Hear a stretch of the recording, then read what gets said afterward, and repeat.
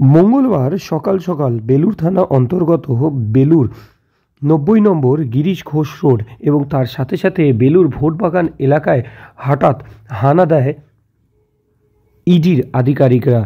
সঙ্গে থাকে কেন্দ্রীয় বাহিনী। ইডির এই ম্যারাথন অভিযান চলে প্রায় ১৩ ঘন্টা পর্যন্ত। ১৩ ঘন্টা পর্যন্ত জিজ্ঞাসাবাদের পর তারা বেরিয়ে চলে যান।